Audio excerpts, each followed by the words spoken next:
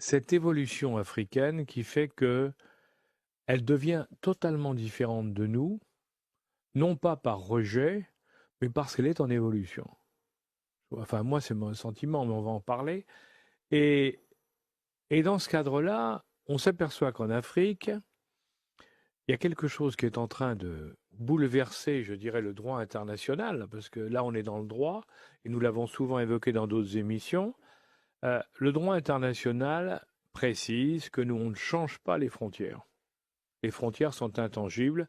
C'est parce que c'est la garantie. On avait trouvé que c'était une garantie pour les États.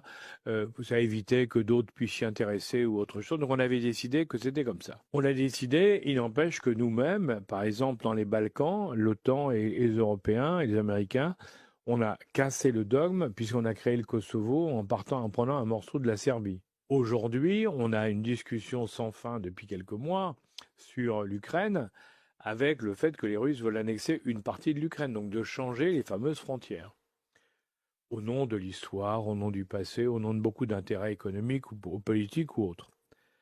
Alors, en Afrique, et c'est là où je me retourne vers notre interlocuteur, en Afrique, on a l'impression qu'un certain nombre de pays sont en train très sérieusement de se poser la question. Alors, moi, je m'en souviens, à quelques années déjà, quand on a vu descendre de Libye la garde prétorienne de Kadhafi, qui s'est installée au nord du Niger et du Mali et qui a dit on va créer l'Azawad. Enfin, il a repris d'ailleurs un thème qui était depuis longtemps, à savoir on veut couper le pays en deux, hein, la partie nord qui nous sera à nous et la partie sud qui sera aux populations et au gouvernement actuel. Donc, et ce phénomène-là, j'ai l'impression que c'est en train de se refaire un peu partout, ça évolue un peu partout. Alors qu'est-ce qui se passe et qu'est-ce qu'on peut en penser? Alors, effectivement, c'était vraiment un sujet actuellement central en Afrique. L'Afrique aborde une période aujourd'hui où elle prend conscience d'abord, comme l'Europe, que le monde est chaotique et Oui. qu'on est au pied du mur et que si on réfléchit pas sur ce qu'on est et sur l'évolution des choses, eh ben, on risque de le payer très cher. Ce problème des frontières est central et il est particulier en Afrique. Vous l'avez rappelé tout à l'heure, mais on l'a tous un petit peu oublié. Quand l'OUA a été créé, le premier principe qu'elle a mis sur la table, c'est l'intangibilité des Oui, frontières et a été de la colonisation, qui était un dogme sacré, en oui. disant si on y revient, si on remet ça en cause, tout va exploser. Et c'est vrai qu'à l'époque, ça tenait d'une certaine sagesse et en tout cas, ça a permis en tout cas un peu d'avancer. Et puis aujourd'hui, alors d'abord, on sait bien le côté négatif, et il y en a beaucoup, je dis mais les côtés négatifs de ce découpage qui ont finalement Mmh. séparé des ethnies en deux, qui ont forcé des ethnies qui culturellement sont extrêmement opposées Mmh mh. à vivre ensemble. Euh, on a eu des tracés de frontières complètement délirants. Regardez la frontière, il y a un pays qui est emblématique de ça, c'est la Namibie. Ouais. Vous avez un bloc namibien collé sur l'Atlantique, et puis vous avez, partant de l'Est, un petit couloir qui fait 20 kilomètres de large sur 800 kilomètres de long, Ouais, c'est pas sérieux. et qui permet à la Namibie d'avoir un débouché sur le Zambèze. Pourquoi? Parce que un caprice de l'empereur d'Allemagne de Mmh. l'époque avait instruit son ministre des Affaires étrangères, von Capuevi, d'aller prendre un débouché pour avoir lui aussi la vue sur le Zambèze et sur les chutes Victoria, hein. Aujourd'hui, on s'aperçoit que la gestion quotidienne de ces frontières par les pays d'Afrique a trouvé toutes ses limites. Il y a quelques exemples qui sont emblématiques. Et pourquoi je dis que c'est un sujet central aujourd'hui? Parce que l'Afrique elle-même, j'ai lu des analyses africaines aujourd'hui très sérieuses, et ça va même beaucoup plus loin que ça, dit dans certains coins, pour certaines situations, on est bloqué. Il n'y a pas d'autre Mmh. situation que de redécouper. D'abord, il y a eu deux exemples par le passé où on est revenu sur les frontières africaines. On est à Érythrée, l'Érythrée qui a été créée en Ah ouais, absolument. 1991, qui n'existait Ouais. pas, hein, et qui a privé l'Éthiopie d'un débouché sur la mer Rouge. Et puis le deuxième exemple, c'est le découpage du Soudan. 2011, le Grand Soudan, plus grand pays d'Afrique, est divisé en deux, Soudan et Soudan du Sud.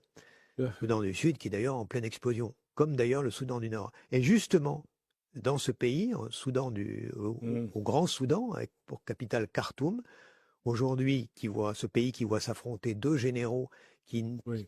qui ont tout pour ne pas s'entendre. L'un défend les populations arabes quand l'autre défend les populations endogènes Mmh. noire. Et bien aujourd'hui, beaucoup d'analystes disent on ne peut pas faire autrement que de couper à nouveau ce Soudan. Donc le Soudan, qui était le plus grand pays d'Afrique, risque de devenir par émiettement un petit morcelé. Ouais. voilà. On va retrouver le coup de la Yougoslavie avec les Balkans, quoi. En gros, c'est ça. Deuxième exemple, l'Azawad que vous avez cité. L'Azawad, effectivement, on sent bien encore aujourd'hui, il y a un front de libération de l'Azawad qui tient haut le pavé dans toute la région extrême nord du Mali et qui panique certains pays, dont l'Algérie, parce que si effectivement on accorde une autonomie un peu avancée, voire une indépendance à cet Azawad, là ça va bouger très très fortement.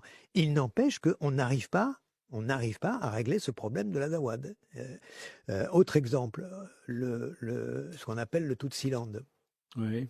Regardez ce qui se passe aujourd'hui à Ivoura, dans les Ituri et dans les Kivu. La situation n'est pas réglée. Il y a un plan de paix qui a été mis en place au nom de la diplomatie transactionnelle de Trump.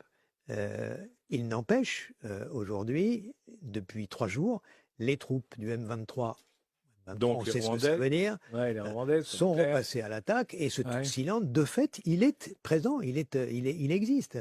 L'Éthiopie, je reprends l'exemple de l'Éthiopie, l'Éthiopie a besoin d'un débouché sur la mer. C'est 180 millions d'habitants. Un pays comme ça ne peut pas ne pas avoir un débouché sur la mer. C'est en tout cas l'analyse que fait son Premier ministre aujourd'hui, Abiy Ahmed, et qui va même jusqu'à dire c'est un droit légitime et si on ne nous le donne pas, on le prendra. Alors on sait bien qu'il y a 3 solutions. Djibouti au milieu, impossible, il y a trop de présence internationale. La Somalie au sud, c'est un peu compliqué. Et puis l'Érythrée avec le débouché sur Assad qui est déjà tout prêt. Rien. Je pense que s'il n'y avait pas la guerre du Tigré, entre le Tigré et les Amaras au nord, on aurait eu beaucoup de pression sur ce sujet-là. Voilà. Donc je crois que l'Afrique est en train de se... Moi je me suis amusé, vous voyez, à redécouper, à faire une Afrique des nouvelles frontières. Et on s'aperçoit que les frontières pourraient bouger notablement. En tout cas, moi, je pense que ça va être un sujet sur les 5 prochaines années. C'est un sujet qui va s'imposer en Afrique. Il faut savoir que les frontières, par exemple, de l'Algérie, vous évoquez l'Algérie tout à l'heure, les frontières de l'Algérie, ou d'ailleurs du Maroc à la grande époque, ont été tracées en faisant carrément des lignes vers le sud. Et on a descendu les lignes vers le sud jusqu'au moment où les lignes venant des pays africains de la côte, on les faisait remonter, et là où ça se regroupait, on disait ça y est, c'est la frontière. Mais le résultat de ça, c'est qu'on a découpé artificiellement ces zones en coupant des tribus, en ne reconnaissant pas des zones, des royaumes locaux ou des organisations, et en particulier dans le nord, il est évident que quand vous passez après les dernières montagnes du nord en Algérie, par exemple, quand vous arrivez sur le Grand Ergue et sur le sud, là, ça n'a plus rien à voir avec l'Algérie. Ça ne faisait pas partie de l'Algérie, c'était le Sahara. De l'autre côté, en remontant, on arrive aussi au désert, et le désert, c'est le même qu'au nord.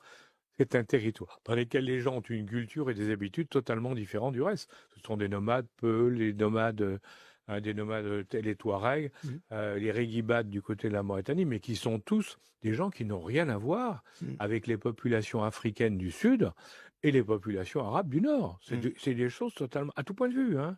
Même la religion est différente, le comportement est différent, tout est différent. Oui, absolument, absolument. Alors évidemment, la question se pose, c'est qu'on leur a imposé en définitive une organisation territoriale qui ne correspond pas à ce qu'ils sont. C'est ce que vous disiez tout à l'heure. Alors, je crois que les frontières ne sont pas immuables, malgré les grands principes qu'a posé l'OUA, puis maintenant qu'a repris l'Union africaine. Ces principes ne sont pas intangibles. Le meilleur exemple qu'on puisse avoir, avec la bénédiction cette fois-ci de la communauté internationale, c'est le Maroc et le Sahara. Oui, et ils sont arrivés. Ça a mis du temps. Alors, ils sont arrivés par la voie officielle, avec une diplomatie extrêmement habile et de long terme. Oui, mais regardez, sur le Maroc, c'était le royaume en l'an 900, c'était le royaume de Fès. Le royaume de Fès, il contrôlait bien sûr même une partie de l'Espagne d'ailleurs, une partie de l'Espagne, et il descendait jusqu'au Sénégal. Donc toute la côte était. C'est nous, après les colonisateurs, qui avons coupé dans un premier temps, en morceaux, en définitive, avec une partie qu'on a donnée aux Espagnols, la partie sud avec la Mauritanie, mais qui était l'Afrique coloniale française, qui était l'Afrique française. Bon. On voit bien, on avait tout découpé. Et puis le jour où il y a eu les indépendances, Ah ben, on a vu que le Sahara espagnol n'y correspondait à rien. Et d'un autre côté, ça ne correspondait pas non plus entre les pays du Nord et les pays du Sud. Résultat, depuis Hassan II et la Marche verte, pour récupérer le Sahara espagnol, il aura fallu 40 ans, avant que même 50 ans. Et à cet Hein. égard, 50 ans. Il a fallu 50 ans pour que diplomatiquement on y arrive. Sur le reste de l'Afrique, est-ce que vous pensez qu'ils peuvent attendre 50 ans pour une évolution? Certainement pas, d'autant qu'on Ah, ben voilà. on a changé aujourd'hui, et c'est ça qui est nouveau, et c'est en ça que je dis que ça va bouger dans les 5 ans. C'est qu'aujourd'hui, le multilatéralisme n'existe plus, il est complètement effacé. Ouais. L'ONU n'intervient plus, regardez, dans tous les conflits. Ouais. Et c'est pour ça que le droit de la force s'imposant sur la force Ouais. du droit, eh bien, ça fait bouger les lignes, ça fait bouger les choses. Et je pense que les frontières africaines ne sont pas immuables et que les temps sont venus aujourd'hui pour les faire bouger. Vous savez, à la décolonisation, il y a des pays qui ont été très bien servis.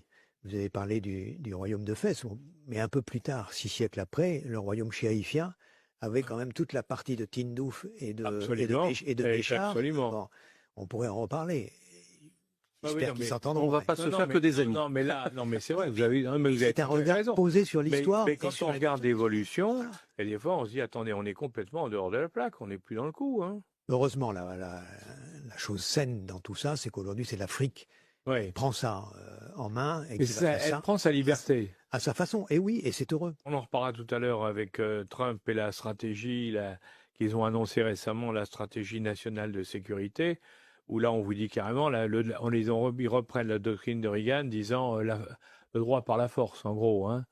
Donc si on applique ça à l'Afrique, après tout, pourquoi l'Afrique ne pourrait pas appliquer des principes nord-américains pour ses propres affaires? À ce moment-là, on va effectivement, les années à venir, trouver des solutions. C'est ce que Ou essayer d'en trouver. C'est ce que fait l'Éthiopie Bah oui. Le Premier ministre éthiopien pour son débouché sur la mer. Il dit si on ne le donne pas, on va le prendre. Sans oublier que l'Éthiopie est appuyée par la Chine, puisque la Chine est le débouché de la route de la soie sur l'Afrique. Donc ils ont intérêt à avoir un port en eau profonde sérieux qui leur appartient, c'est clair. Mais ce cas précis est intéressant et il va même beaucoup plus loin, parce qu'il y a un autre pays qui est très affecté par ça, c'est la Somalie. Vous avez noté comme moi que depuis 1990, la Somalie est en explosion permanente, totale, absolument totale, incapable de se reconstruire selon les plans de l'ONU. L'ONU a voulu imposer une solution par le haut. Quand on étudie, alors j'ai eu la chance quand j'étais garde nomade, donc au milieu des Issa Somalie, d'étudier ça, et j'en ai même fait un sujet de mémoire, c'était mon mémoire au Centre des hautes études sur l'Afrique et l'Asie moderne. Les codes de règlement sociaux des clans somalis sont incompatibles entre eux. C'est-à-dire que si vous imposez une solution par le haut à un pays comme la Somalie, entre les clans Darod, les clans Issac, les clans Abiéné, ça ne marche pas. Ça ne peut pas marcher parce que c'est pas... En revanche, si vous laissez faire une solution de terrain qui voit les clans, c'est ce qui se passe. On parle du Puntland, on parle du Shebeleland, on parle du Somaliland aujourd'hui. Mais regardez à quoi ça correspond. C'est exactement les frontières. Le Somaliland, c'est les Issac. Le Puntland, c'est les Darod, et ainsi de suite. Et si on laisse se reconstruire ça à l'ancienne, c'est-à-dire que les clans se reconstituent sur leur territoire, après les liens commerciaux évidents vont se remettre, et tout ça va faire un grand ensemble qu'il faut gérer autrement que par une démocratie.